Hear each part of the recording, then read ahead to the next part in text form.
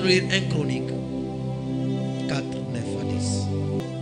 1 Chronique 4, 9 à 10 nous dit: Oui, Jabez était plus considéré que ses frères, oui, sa mère lui donnant le nom de Jabez, oui, en disant: C'est parce que je l'ai enfanté avec douleur. oui, Jabez invoqua le Dieu d'Israël en Oui. disant: Si tu me bénis et que tu étendes mes limites, oui, si ta main est avec moi, et si tu me préserves du malheur, oui.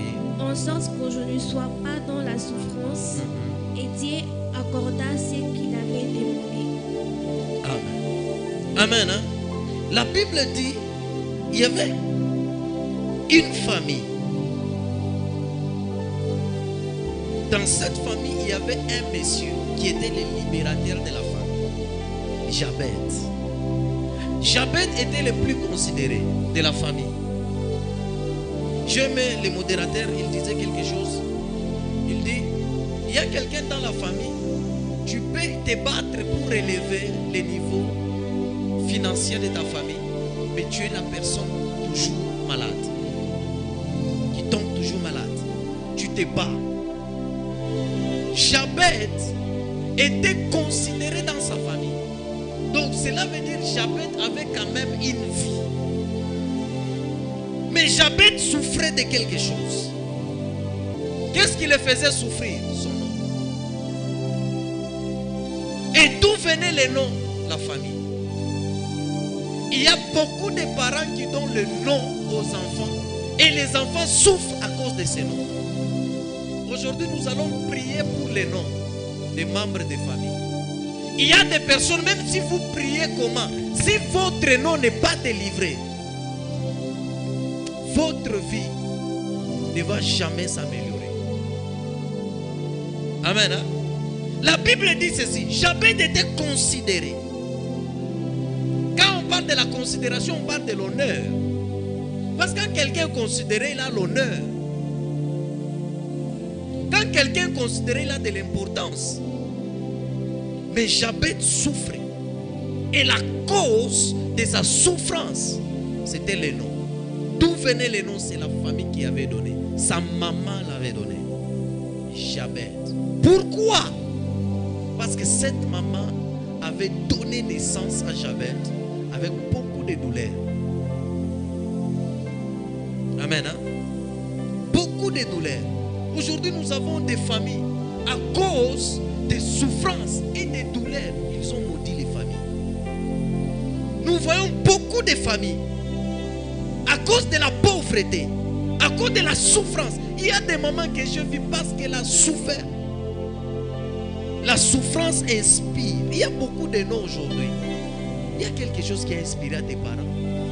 La souffrance a inspiré à la maman là de donner l'enfant le nom de Mathieu.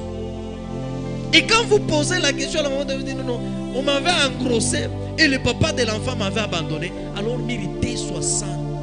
Mais c'est non pas que tout le monde est Mathieu. Amen. Hein? Et là, d'abord, nous savons que les enfants sont des dons célestes. C'est une bénédiction. Il y a des parents aujourd'hui vivent mieux, voyagent, dorment dans des maisons belles parce que leurs enfants ont construit. Lorsque vous négligez la vie des enfants, vous négligez votre vieillesse. Vous négligez votre repos. Vous négligez votre jubilé. Parce qu'aujourd'hui, nous voyons, à l'âge de 50 ans en Afrique, les parents travaillent. Pour l'âge de se reposer, l'âge de repos, mais ils travaillent. Pourquoi? Parce qu'ils n'ont pas travaillé pour les enfants. Ils ont négligé la vie des enfants. Ils ont négligé la destinée. Ils ont négligé le futur des enfants. Alors leur futur est pourri. Nous sommes ensemble. Maman, à cause de la souffrance, un démon, un esprit de souffrance, de limitation, d'insécurité, l'a inspiré de donner les noms. Parce que quand vous lisez bien, la Bible dit ceci. La prière de Jabez dit ceci. Jabez invoqua le Dieu d'Israël en disant: Si tu me bénis, la pauvreté. Amen. Hein? Si tu me bénis et que tu étends mes limites, la limitation. Il y a déjà, même si tu as 100 000 $, mais si tu es limité, tu ne feras rien avec ces 100 000 $. Parce que la limitation n'est pas forcément... La limitation est au niveau de l'intelligence. Vous allez voir quelqu'un, la façon dont il réfléchit. Il voit que des petites choses. Il est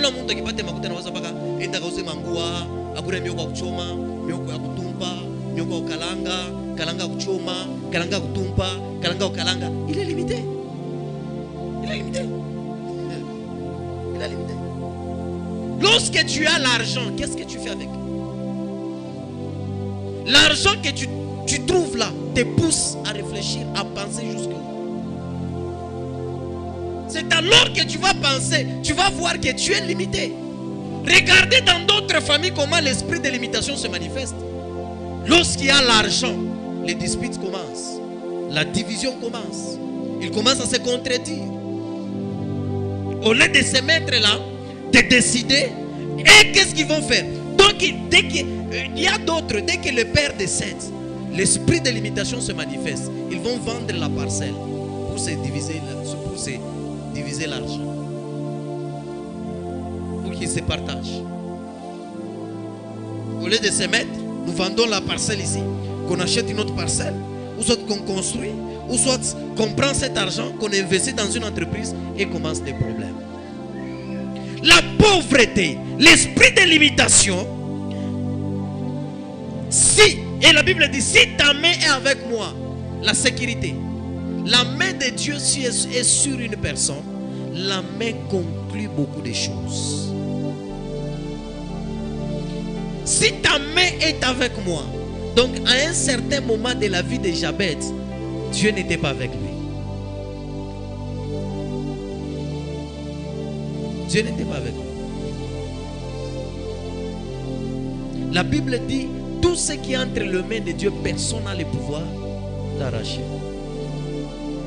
Donc la vie de Jabez n'était pas dans les mains de Dieu. Et puis il continue. Et si tu me préserves du malheur, si tu me préserves, ta famille, le malheur frappe ta famille chaque fois à cause du nom. Je vais donner l'exemple ici. Comme dans ma famille, bon, tout le monde a pris, moi, Bali, ils ont tout pris. Tchei mal. C'est tout le monde dans la famille. Ils doivent prier pour ces noms. Moi, j'ai prié aussi pour ces noms. Parce que c'est l'identité de la famille. Quand tu pars aujourd'hui en Israël, ose seulement maudire le nom d'Abraham. Même aujourd'hui, on va te lapider. Il y a des icônes. Ose maudire le nom d'Isaac, de Jacob, on va te lapider, on va te tuer. Amen. Hein? Il y a des malheurs qui frappent les familles. Pourquoi? Les noms. Les noms. Si tu me préserves du malheur, il y a des familles, qu'est-ce qui se passe? Lorsque quelqu'un dans une famille a des problèmes, celui qui est la tête, celui que Dieu a donné l'argent pour soutenir la famille, doit avoir quelque chose de très mauvais qui va l'empêcher de soutenir d'autres membres de la famille. Malheur. Amen. Hein?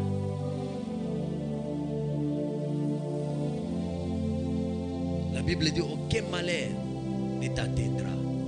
Aucun fléau ne s'approchera de ta tente, ne s'approchera de ta famille, de ta maison. Amen. Hein? Et puis il continue en disant, en sorte que je ne sois pas dans la souffrance. Donc Jabez, dans sa famille, il souffrait. Parce qu'il était le plus considéré de la famille. Donc cela veut dire, la charge de sa famille était sur lui. La délivrance de sa famille était sur lui. La prospérité de sa famille était sur lui. Mais Jabez souffrait d'une malédiction. Tout pas moi, hein?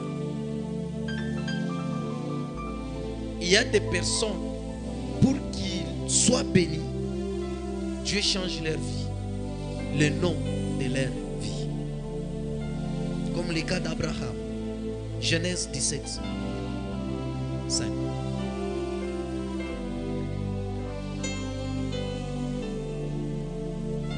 Genèse 17, 5 nous dit, Oui. on ne t'appellera plus Abraham, mais ton nom sera Abraham, car je te rends père Oui. d'une multitude de nations.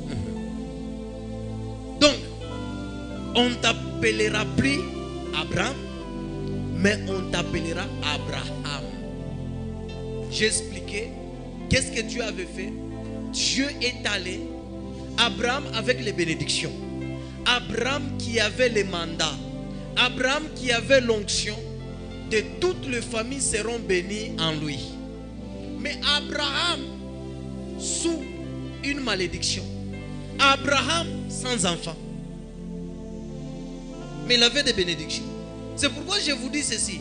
Les prophéties qu'on te prophétise ne te garantit pas que ça va se réaliser. Les bénédictions ne garantit pas. On déclare les bénédictions sur toi. Ça ne prouve pas, ça ne se prouve pas que ça va se réaliser. Regardez Zabulon et Nephtali, bénis par leur père, Jacob. Mais ils étaient sous l'ombre de la malédiction, sous l'ombre de la mort. De même qu'avec Abraham. Abraham béni, mais Abraham sous malédiction. Le nom Abraham signifie soi-disant père, stérile, qui n'aura pas d'enfant. Et quels sont ces enfants? Les enfants de la descendance, les enfants de la destinée. C'est pourquoi d'autres personnes, pour donner naissance à ta destinée, ça ne marche pas. Mais tu donnes naissance au malheur. Tu donnes naissance à la souffrance. Amen. Hein? Une soeur là un jour est venue me voir. Il me dit, papa, j'ai rêvé que j'étais enceinte, mais je suis dans le mariage. J'ai dit, non, non, non, non, fais attention. La grossesse, quand tu rêves que tu es enceinte, ça ne signifie pas, comme tu n'as pas d'enfant, ça ne signifie pas que tu auras des enfants. La grossesse signifie aussi les problèmes.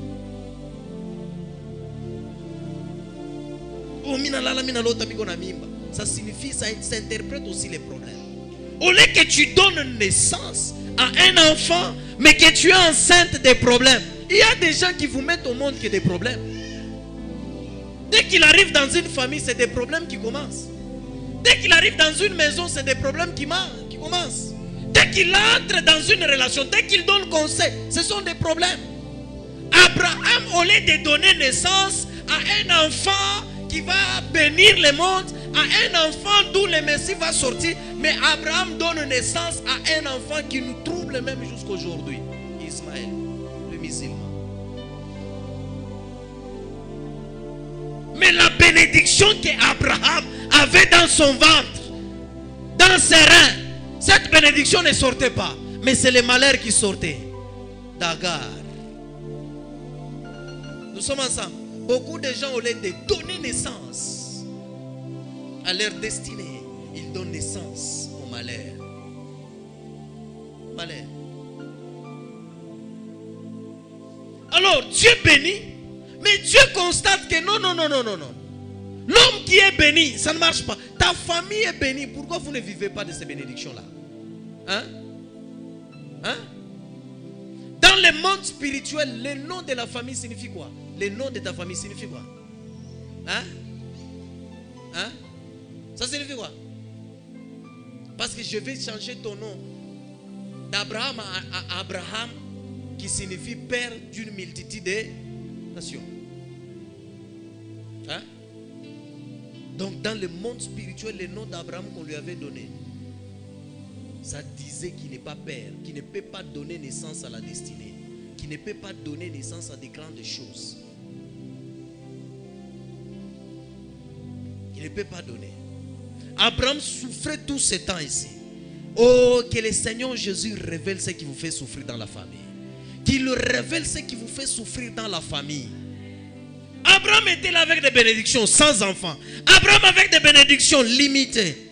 Et Dieu vient, il dit: hé, Abraham, Jusque-là, tu n'as pas d'enfant. Il dit, Ismaël, je ne t'ai pas promis que c'est par Ismaël que je vais bénir les familles. Je ne t'ai pas promis que c'est par Ismaël. Aujourd'hui, nous avons des problèmes avec les musulmans. Les musulmans viennent d'où? D'Ismaël. Tu es au travail, au lieu que la promotion arrive, limitation. Au lieu que la promotion arrive, licenciement. Au lieu que la promotion arrive, chaque mois on te coupe toujours les salaires. Quand tu travailles, tu es toujours quelqu'un qui perd l'argent du travail. Je déclare et je prophétise au nom de Jésus que quelqu'un donne naissance de sa destinée.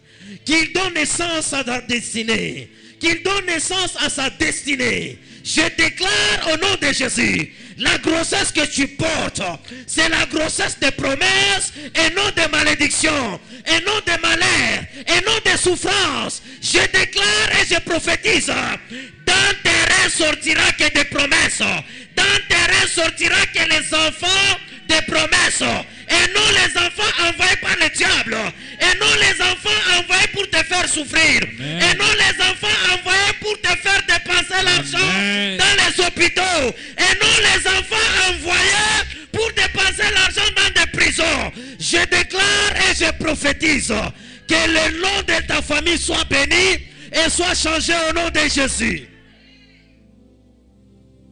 Dieu est venu, il a dit quoi? Il dit, Abraham, comme moi je suis père. Laisse-moi vous dire, aucune personne sur la terre n'a une famille. Si tu n'as pas une famille biologique, tu as une famille céleste. Et cette famille céleste, celui qui est le père, c'est Dieu. Il dit, il est le père des orphelins. Amen. Dieu travaille avec les familles. Quand tu négliges une famille, tu t'es maudit. Quand tu négliges une famille, tu n'es pas béni. Il regarde sur la terre, il y a des gens qui manquent de la famille. Il dit, moi je suis le père de ces enfants. Parce qu'il sait que tu ne seras pas béni hors ta famille. Les prophètes qui vous disent de quitter vos familles, ils vous maudissent.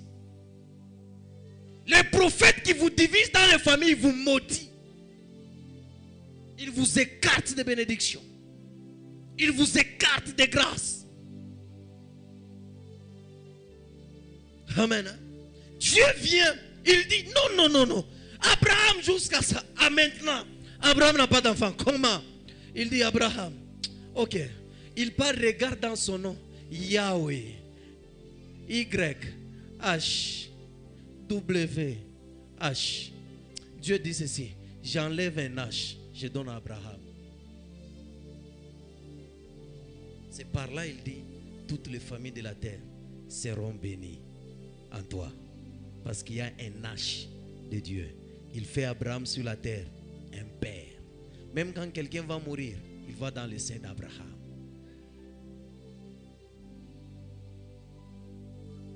Nous sommes ensemble. Que ta famille soit bénie. Que Dieu suscite un Gédéon dans ta famille. Que Dieu suscite un Joseph dans ta famille. Que Dieu suscite un Moïse dans ta famille. Que Dieu suscite un Jabed dans ta famille. C'est lui qui invoque Dieu. C'est lui qui cherche Dieu. Lorsque les choses ne marchent pas dans la famille, lui se lève la nuit, il dort par terre, il part à la montagne, il part à l'église pour chercher Dieu à l'intérêt des membres de la famille. Que Dieu suscite les héros. Amen, amen. Écoutez ce que je peux vous dire. À partir de ce jour-là, l'histoire d'Abraham a changé. Abraham a commencé à donner naissance aux enfants de la promesse. Donc, cela veut dire, si le nom d'Abraham n'avait pas changé, nous là, on ne devrait pas exister. On ne devrait pas exister. Amen. Et une autre personne, bénie par son père, mais sous une malédiction. Son nom n'était même pas connu au ciel. Jacob. Genèse 32, 8. Genèse 32, 28 nous dit. Oui. Il dit encore. Ton nom ne sera plus Jacob. Commence d'abord, Youlou. 27. Il lui dit, Oui. quel est ton nom? Quel est ton nom? Un ange qui vient. Un ange qui vient. Il demande le nom. Quel est ton nom? Donc le nom de Jacob n'était pas connu au ciel. Le nom de Jacob n'était pas sur la liste des grands. Le nom de Jacob n'était pas sur la liste des gens qui engendrent de grandes destinées. Oui. Et il répondit, Oui. Jacob. Jacob. Il dit encore, ton nom ne sera plus Jacob, Oui. mais tu seras appelé Israël, car tu as lutté avec Dieu Oui. et avec des hommes, et tu as été vainqueur. Amen. La Bible dit Jacob béni par son père. Jacob a volé la bénédiction. Les gens définissent son nom de plusieurs façons seront l'angle ou le contexte de leur message. Amen. Il a été béni par son père. Partout où il allait, Dieu était avec lui. Mais Jacob avait un problème. Sur le nom de Jacob, il y avait une malédiction. La première des choses, c'était la malédiction de réclamation. Parce qu'il était réclamé par son frère. Amen. Hein? Il était réclamé. On réclamait les choses qui étaient en lui. Laisse-moi te dire, vous savez pourquoi les sorciers de la famille viennent vous réclamer? Parce que vous portez les choses de la famille. Ésaü venait réclamer. Dès le nom de Jacob signifiait voleur. Car au ciel, le nom de voleur n'y est pas. Le nom de Jacob signifie des fois aussi menteur, escroc. Vous allez voir même chez son père, il a fait le même chose. Et chez son beau-père là-bas, il a fait le même chose. Alors, lorsqu'il rentrait, la Bible dit ceci. On a envoyé le messager pour lui dire que ton frère vient à ta rencontre. Ton frère vient contre toi. Alors Jacob était tourmenté. Jacob dit, qu'est-ce que je vais faire? Il a fait des stratégies. Il a divisé le camp en 3 parties. Mais cela ne suffisait pas. Jacob s'est dit ceci. Ok, je vais me retirer.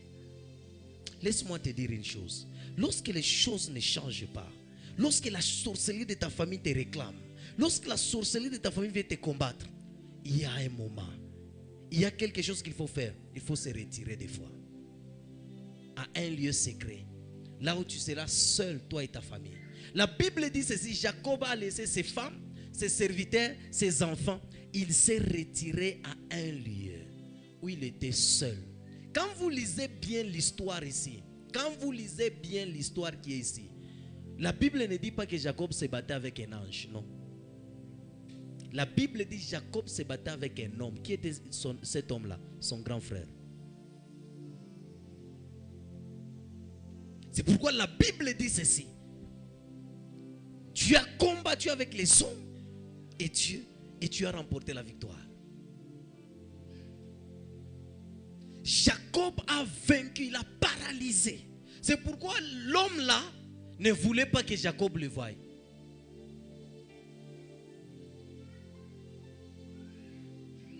Amen. Hein? Dieu a dit, il fera tes ennemis ton marchepied. Donc quand ils sont des marchepieds, ils nous amènent où? À monter jusqu'à ce que nous allons atteindre notre destinée. Amen. Hein? Cette nuit-là, Jacob a combattu avec Dieu et son frère. Il a vaincu son frère.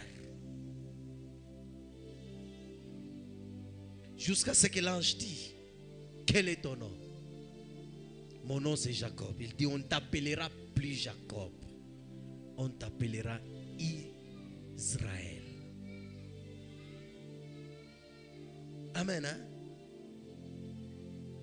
Jacob était sous une malédiction. Mais lorsque Jacob a quitté avec une autre identité, comment attaquer une personne qui a une autre identité? Celui que tu connaissais, c'était Jacob. Mais celui qui se présente devant toi, c'est Israël. Tu vas l'attaquer comment? Hein? Tu as un problème avec Ilunga.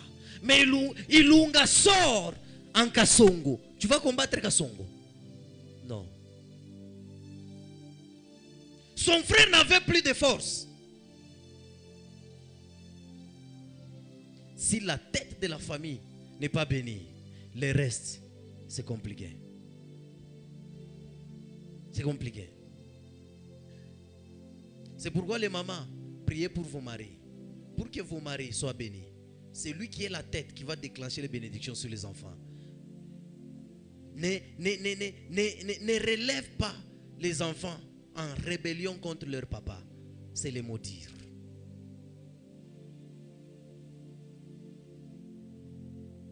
Amen. Lorsque Jacob est sorti, il n'était plus Jacob, il était Israël. La Bible dit, Jabed a prié. Il invoqua le nom de l'Éternel, Dieu d'Israël, en disant, si tu me bénis. Aujourd'hui, nous allons prier que Dieu bénisse nos familles et qu'il étende les limites et que sa main soit sur nos familles et qu'il préserve nos familles du malheur, en sorte que nos familles ne soient plus sous les souffrances. Ne soient plus sous les souffrances. Ta famille pleure. Ta famille pleure. Vous pleurez dans votre famille. Le mariage instable. Les finances instables. Moi, j'ai toujours dit ceci.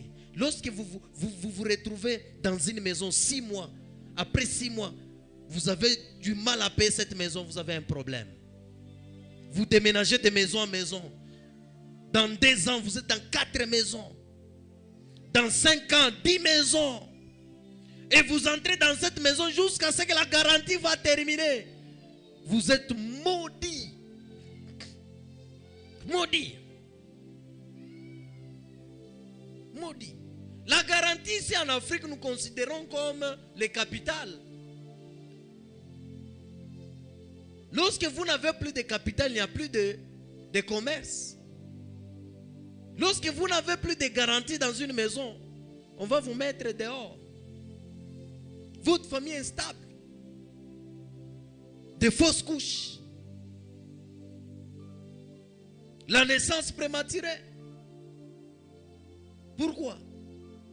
Des maladies des os, kystes, cancer, sida et tout. Pourquoi? Le malheur qui frappe toujours une famille. La Bible dit ceci. Lorsque tu tombes, il envoie ses anges de te tenir avant que tes pieds heurtent contre une pierre. Donc cela veut dire, lorsque le malheur arrive, je ne dis pas que le malheur, comme il a fait il est sous malédiction, non. Lorsque un malheur se répète, ça devient dangereux. La Bible dit, il y a un temps pour toutes choses. Un temps de naître et de mourir. Pas 2 temps, pas 3, pas 4. Dieu donne un temps et il donne une seconde chance. Il ne donne pas 3e chance. Donc cela veut dire, un temps arrive, tu commets l'erreur. Il t'accorde une seconde chance. Si tu rates la seconde chance, c'est fini. Lorsque quelqu'un rate le temps de sa visitation, le reste, c'est désastre, souffrance, malheur. Israël, Jérusalem, si tu connaissais ton temps de visitation, Jérusalem était frappé de la malédiction. Parce que Jérusalem avait méprisé son temps de visitation. Beaucoup de chrétiens méprisent le temps de visitation. Dieu t'ouvre une porte, qu'est-ce que tu fais? Tu méprises, tu bois. N'est que les plaisirs. Et si ce temps passe, ce n'est que le misère, la souffrance. Nous sommes ensemble. Regardez la vie de ta soeur, de tes tantes, de tes oncles, grands-parents. C'est comment? Au lieu de prier, on a tcheka. Il a pitisha. Jabez a invoqué. Abraham a cherché la face de Dieu. Jacob est allé chercher Dieu. Mais toi tu dis non, moi, il m'a 1000 francs, on n'a pas ta. Ou bien $100, ben à partir. Hein? Il est $100, ben à courir par il. Quand on est dans le monde spirituel, on a il est normalement, on n'a pas à courir pour taria. T'as regretté? Ton nom signifie quoi? Dans le plan spirituel, le nom de ta famille dit quoi? Crie quoi? Et le sang de plusieurs familles crie quoi? Je vais parler sur le sang. Peut-être le dimanche ou la semaine prochaine. La Bible dit ceci. Le sang d'Abel crie vengeance. Il y a beaucoup de familles, leur sang. Lorsque tu montes, ton sang commence à crier dans le monde spirituel. Chute, échec, pauvreté, humiliation, rejet, escroquerie.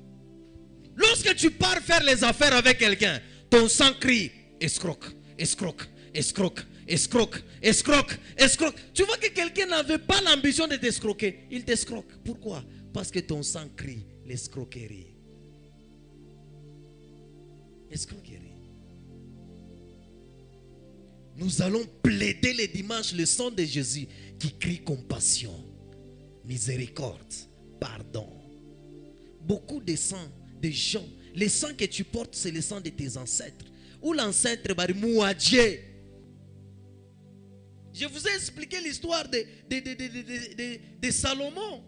Qu'est-ce que Salomon a fait? Salomon a fait sa vie.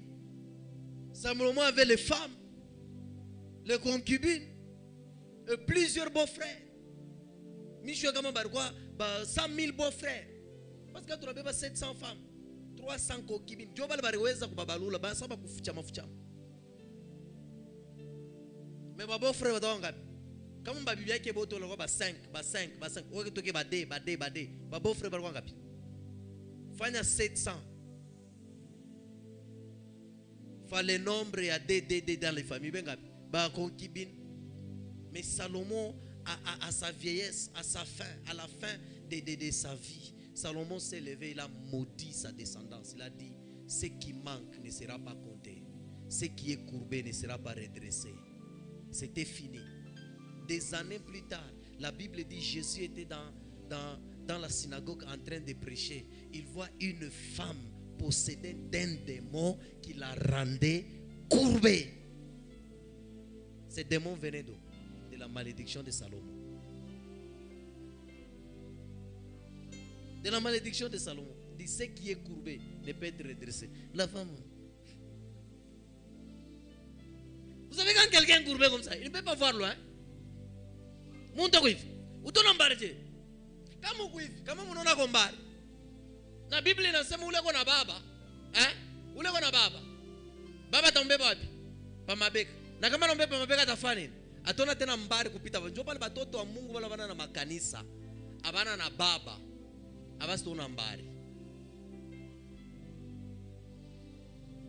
Amen.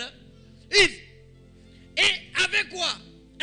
La malédiction, de la loi. C'est pourquoi la malédiction plus le coutume, c'est la souffrance. La femme là était sous la loi. La loi dit quoi? On ne peut pas travailler le jour de sabbat. On ne peut pas guérir quelqu'un au jour de sabbat. La loi. La malédiction dit quoi?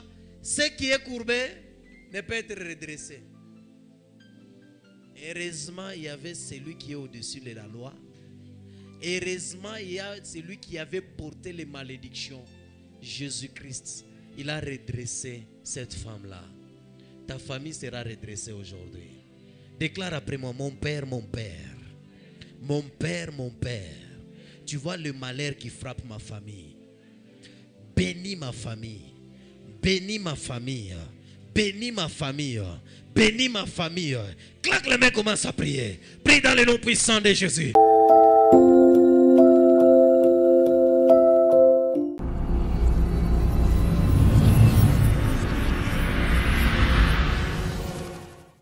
Bien-aimés dans le Seigneur, nous c'est le ministère Ciel Ouvert, 6 sur l'avenue Biaï, numéro 155. Bien-aimés dans le Seigneur, nous c'est le ministère Ciel Ouvert, Signe sur l'avenue BI, numéro 155. Beloved in the Lord, be blessed. Open Heaven Ministry on BI 135 before Methodist Church. Come with your family. God will deliver you, will heal you, and necessarily you will see the hand of God. Be blessed in the name of Jesus.